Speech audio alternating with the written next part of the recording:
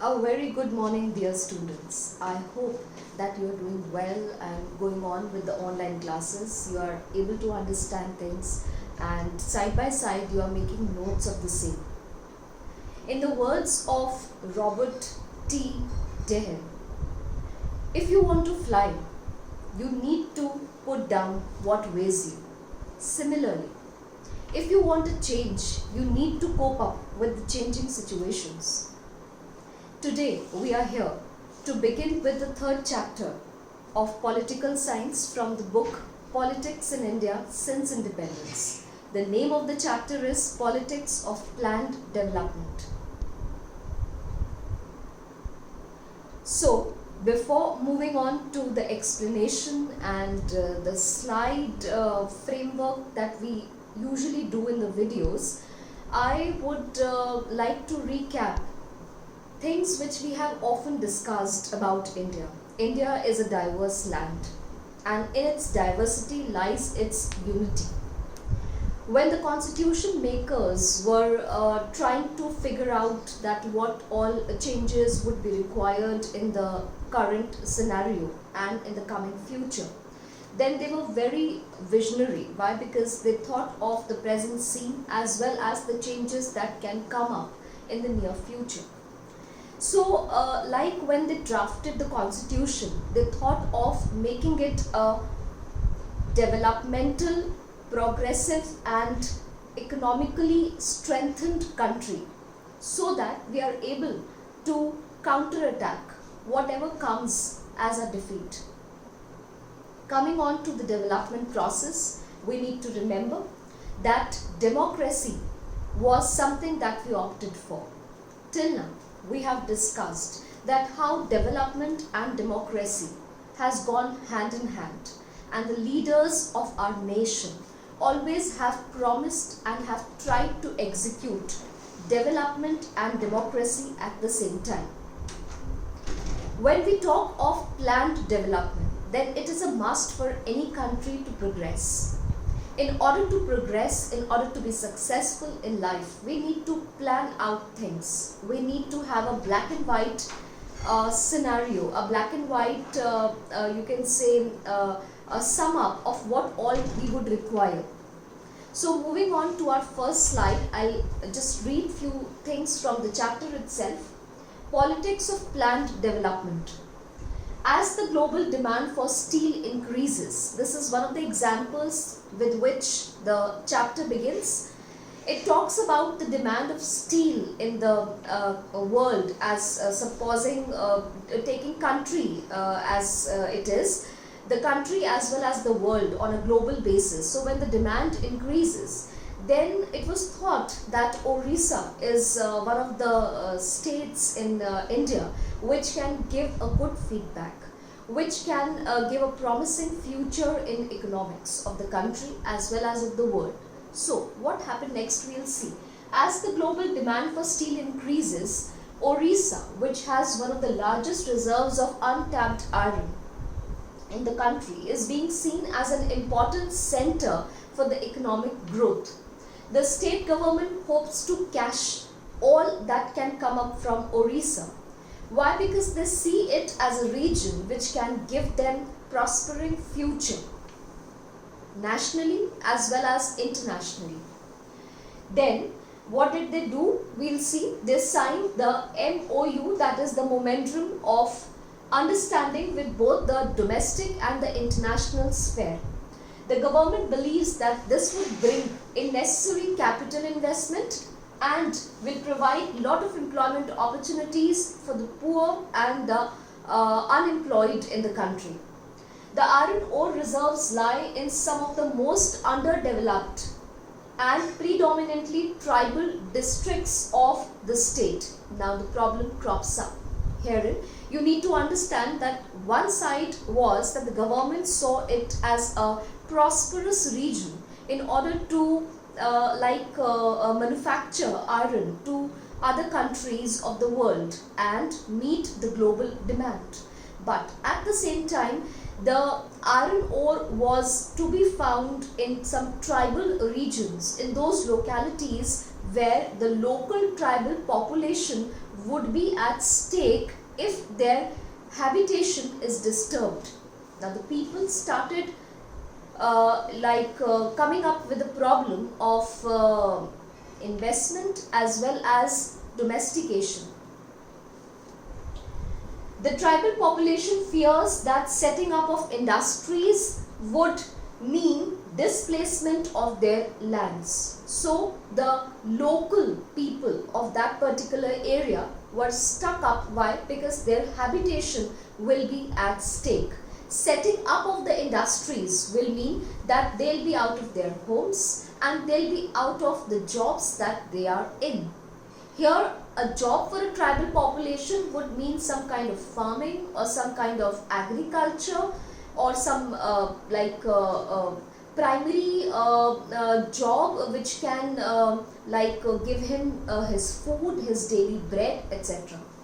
The environmentalists fear that mining and industry would pollute the environment. The central government on the other side feels that if the industry is not allowed, it would set a bad example and discourage the investments in a country.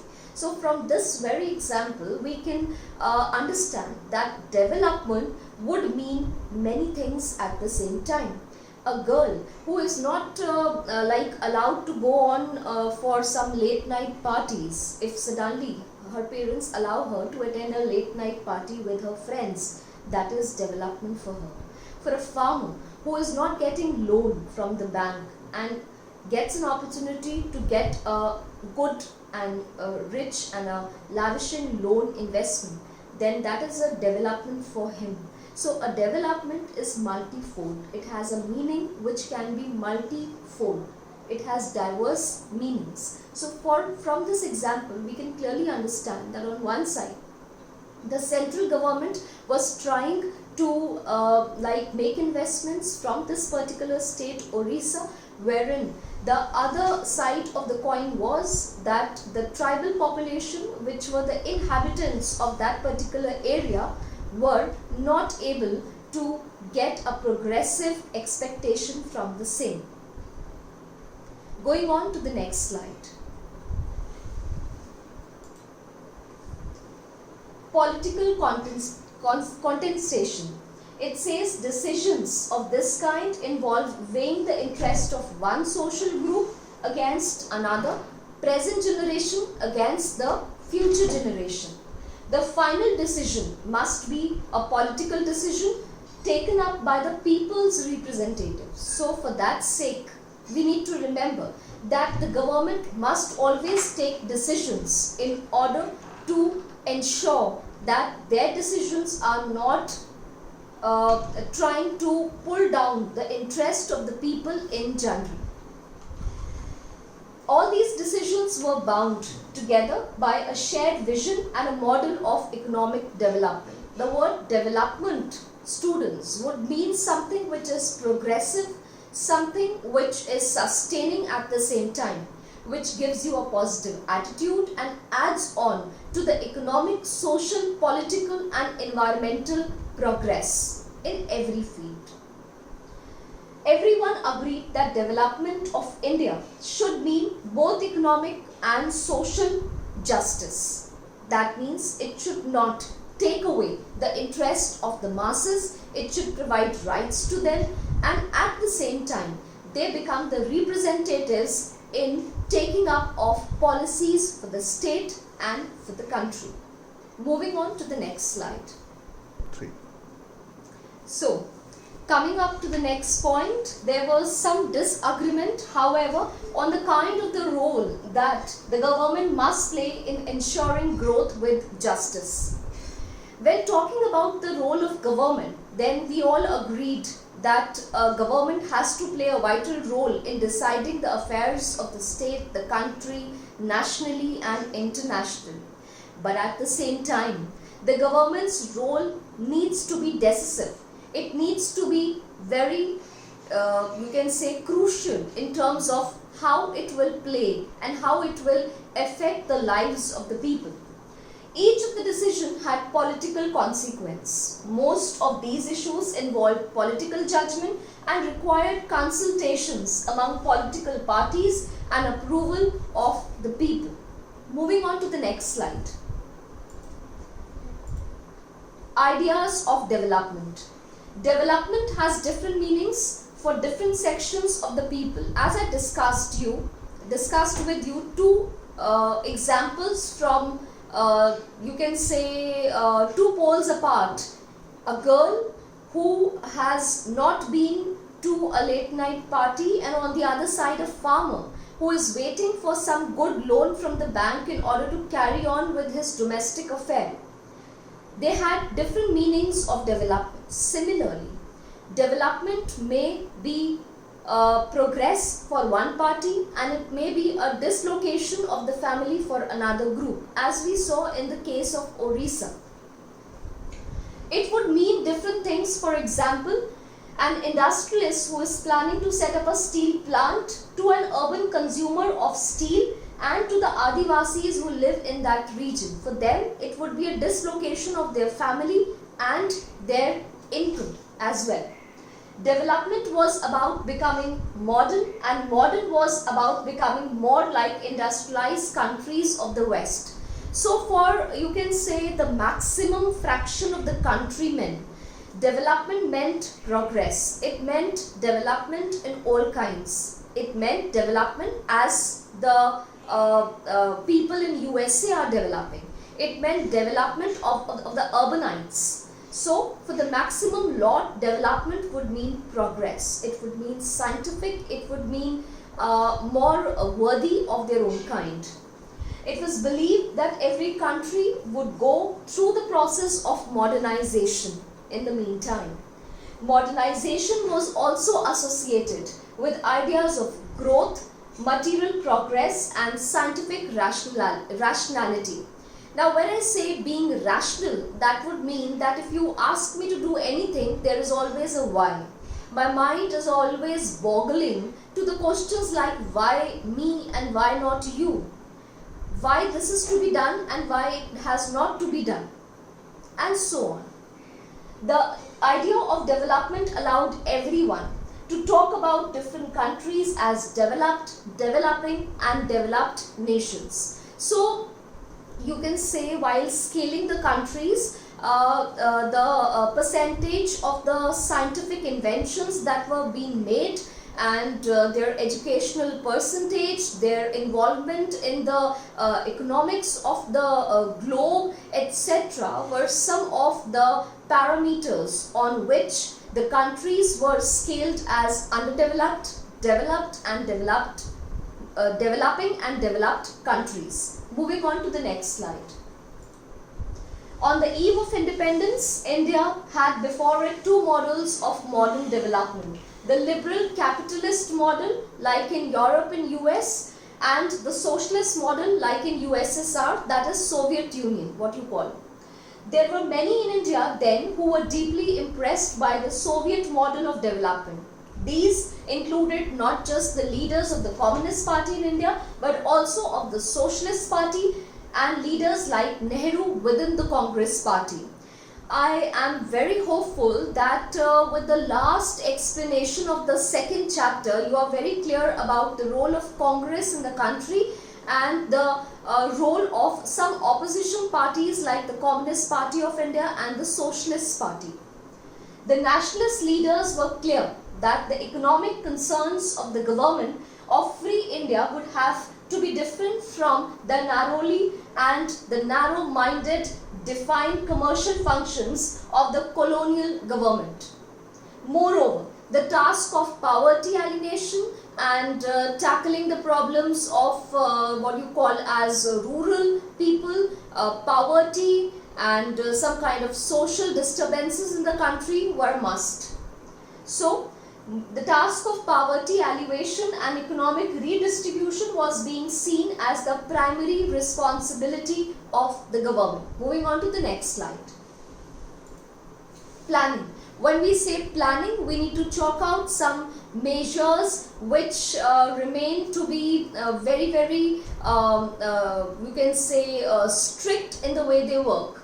Despite the various differences, there was a consensus. That means the people had a common view that development could not be left to the private sector, that there was need for the development from the government, and a plan that has to be made. The idea of planning as a process of rebuilding economy earned good deal of public support in 1940s and 50s all over the world. Moving on to our next slide. Planning Commission. We had a you can say fraction of its talk in one or the other chapters, but herein we will discuss in detail what it was, when it was found, and how did it work. The Planning Commission was set up in March 1950 by a simple resolution by the Government of India.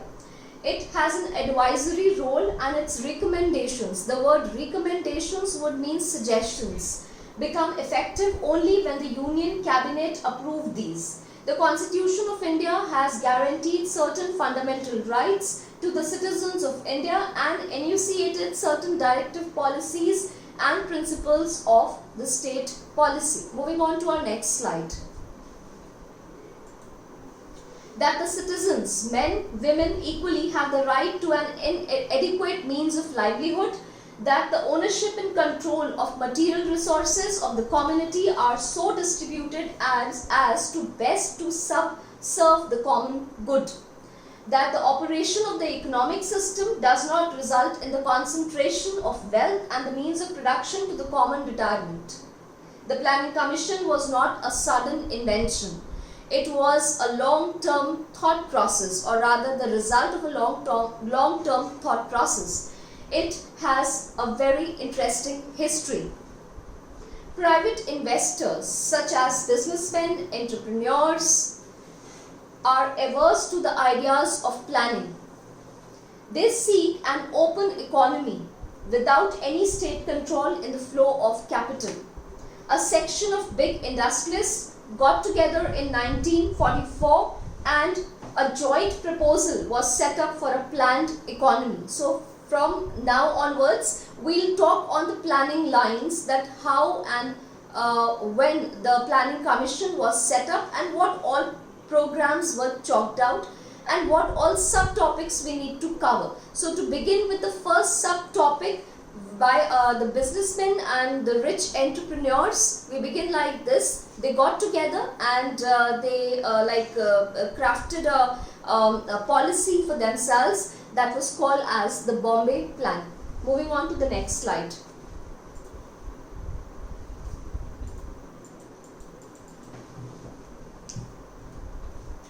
The Bombay Plan wanted the state to take major initiatives in industrial and other economic fields. From left to right, planning for development was most obvious choice for the government after independence. Soon after India became independent, the Planning Commission came into being. The Prime Minister was its chairperson. Moving on to the next slide. As in USSR, the Planning Commission of India opted for a 5-year plan, and with the introduction of the 5-year plan, there was a lot of excitement amidst the government officials and the people of the country.